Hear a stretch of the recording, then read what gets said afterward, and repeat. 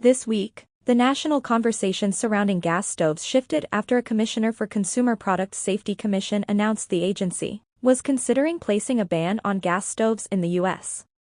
While CPSC quickly retracted their own statement a mere 2 days after the comment was made, the announcement came amid increased pressure from environmentalists and national lawmakers to address the risk gas stoves pose.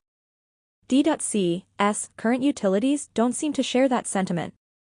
Washington Gas is currently implementing PROJectpipes, a 40-year accelerated project to replace D.C.'s gas pipes. Beginning in June 2014, the project completed Phase 1 in 2019, with the replacement of approximately 13 miles of pipe and 3,000 service lines, and a total investment of roughly $110 million as of September 30, 2019, according to Washington Gas overview of the project. Phase 2 of the project was approved in December 2020 and is expected to be completed by December 31, 2023, for a total amount of $150 million. Concerns over gas stoves have been rising in recent years, with some regulations and policies reflecting this recent push to address safety concerns and the financial impact replacing a gas stove would have on consumers. President Biden's Inflation Reduction Act provides credits and deductions for low and moderate-income households to electrify their homes. Beyond the health and safety risks associated with gas stoves, electrification has become an integral part of the country's climate goals, especially in the district's own Climate Action Plan, Clean Energy DC. The path to a fully electric D.C. has seen several obstacles, and environmental advocates worry that PROJectpipes will be detrimental to these efforts. According to Claire Hacker, an organizer with the D.C. chapter of Extinction Rebellion, an international climate movement, PROJectpipes makes D.C.'s 2017 pledge to be carbon neutral by 2050 impossible. Millions of dollars have already been put into Washington Gas project, but Hacker warns against falling into the trap of the sunk cost fallacy.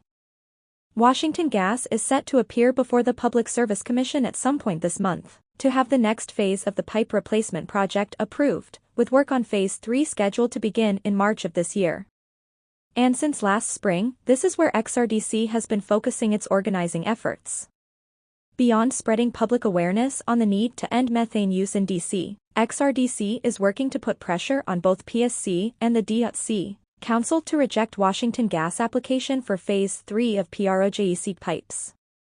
Hacker acknowledges the challenges XRDC is facing in this effort. She says the PSC exists to regulate utilities, but what we've seen from them is they just rubber stamp what Washington Gas is trying to do. D.C. Council normally just lets the PSC do what they think is best. The government isn't stepping in to stop the project. As to be expected, the electrification initiative has its skeptics.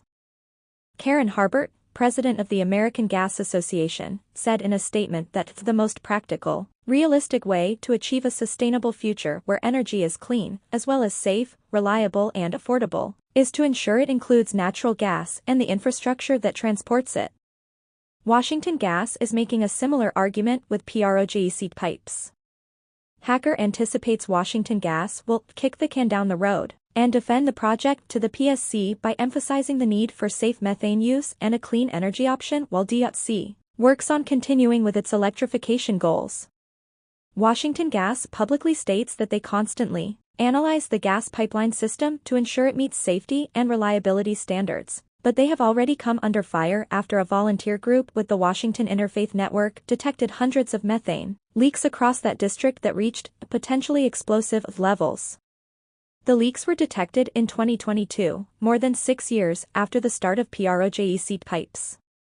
The use of the word clean to describe gas has also been criticized, and Washington Gas is still facing a lawsuit from the U.S. Public Interest Research Group for the language misleading consumers about the sustainability of natural gas.